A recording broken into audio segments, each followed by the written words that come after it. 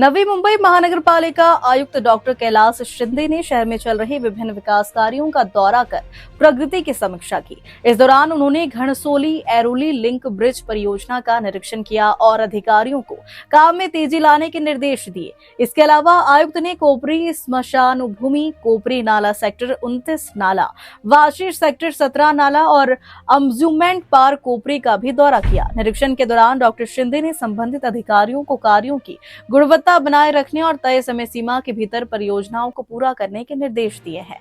उन्होंने विभिन्न स्थानों पर जरूरी सुधारों को लेकर महत्वपूर्ण सुझाव भी दिए गए।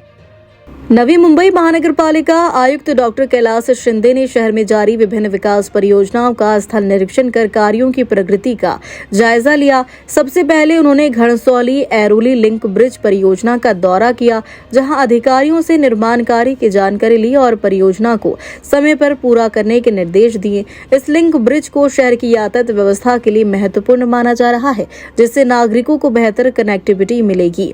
इसके बाद आयुक्त ने कोपरी स्मशान भूमि, कोपरी नाला सेक्टर 29 नाला, वाशी सेक्टर 17 नाला और अम्यूजमेंट पार्क कोपरी का निरीक्षण किया। निरीक्षण के दौरान उन्होंने साफ सफाई, जल निकासी और नागरिक सुविधाओं से जुड़े कार्यों की समीक्षा की।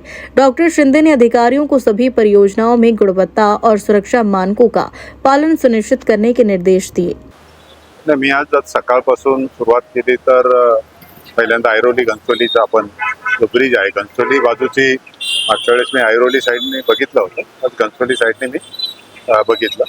जवळजवळ आता 89 पियर आपल्याला करायचे, 44 पियर आता पूर्ण झाले, 50% पियर कम्प्लीट झाले। राहिलेले ज्या पियर्स आहेत त्याचे फाउंडेशन लेवलपर्यंत आपण आलेलो आहोत। आता पियर कॅपपर्यंत ते सगळे स्ट्रक्चर आपण जूनपर्यंत आणण्याच्या सूचना दिलेल्या आहेत आणि पुढे दरम्यानच्या पावसाळ्याच्या कालावधीमध्ये पूर्ण कास्टिंग यार्डमध्ये सगळे स्पॅन कास्टिंगचं काम हे झालं पाहिजे अशा आपण तिथं सूचना दिल्या आणि हा ब्रिज सुद्धा लवकरात लवकर आपल्याला लोकांसाठी वाहतुकीसाठी खुला करायचा।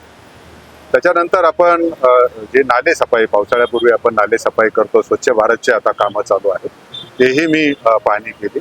विशेषतः जो कोपरीचा नाला आहे त्याच्यामध्ये आपण ज्यावेळेस बघितलं आणि एक तळवली गावामध्ये जे ट्रॅफिक जाम होते तोही मी आज जागा बघून आलो, तिथे काही अडचण आहे तेही बघितलं। आणि कोपरीच्या नाल्यामध्ये सुद्धा दोन्ही बाजूने, एका बाजूने आपण रिटेनिंग वॉल आहे, एका बाजूने नाही आहे, माती तिकडून परत असते, ट्रकची पार्किंग होते, तर तो सगळा गाळ काढल्यानंतर सुद्धा रिटेनिंग वॉल तिथे करण्याच्या सूचना दिल्या।